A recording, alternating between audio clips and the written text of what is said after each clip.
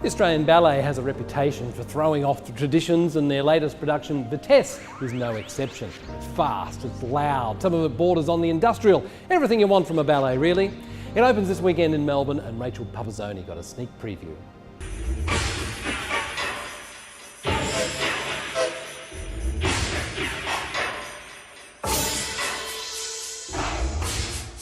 I think it's exciting, it's vibrant, it's got pulsating music.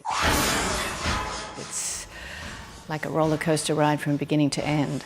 The audience should feel totally exhilarated.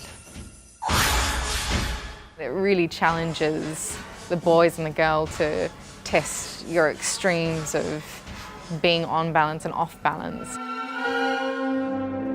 It's kind of, I suppose you could say, romantic.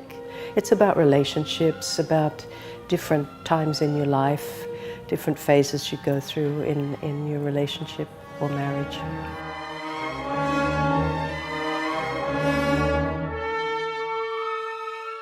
Fresh from the opulence of David McAllister's classical staging of The Sleeping Beauty last year, the Australian Ballet is catapulting audiences into the modern era to officially open the 2016 season. I just think it shows so viscerally what ballet can be. It can be all of that grandeur, and it also can be, athletic and strong and powerful in a different way. They're three of my sort of all-time favourite works. I was lucky enough to dance in two of them. It sort of charts, I guess, contemporary ballet since the 80s. In the Middle, Somewhat Elevated, was created by William Forsythe for the Paris Opera Ballet in the 1980s. It sees classical dancers challenge traditional ballet shapes and lines with sharp, jolting movements and music that thrills audiences. At the time it was made a really confronting piece and changed the look of ballet generally. And somebody said to me recently there was before in the middle and after in the middle in ballet. So it's really a dancer's piece that dancers love to dance because it's so challenging. This triple bill means the dancers need to adapt their technique from the strong movements of In the Middle, Somewhat Elevated to the smoother lines of Forgotten Land.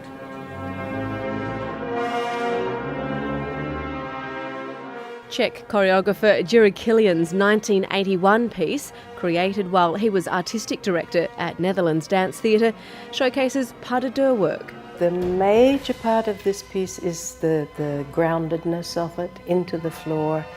Classical dancers are used to being on point, so they're up and light, and I want them to get grounded and deep. The closing piece involves most of the company. The dancers say performing DGV, created 10 years ago by choreographer Christopher Wheeldon for the Royal Ballet, is one of the more difficult works they've been involved in. Hard.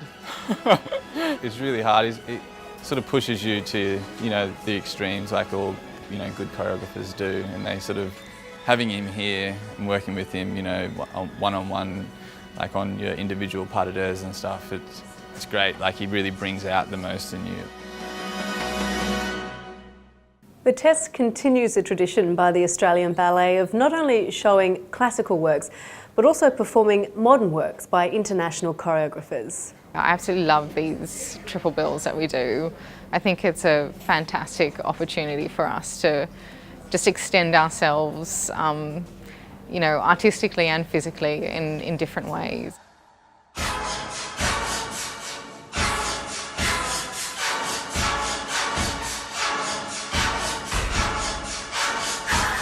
Vitesse is on at the Arts Centre Melbourne until the 21st of March before moving to Sydney in late April.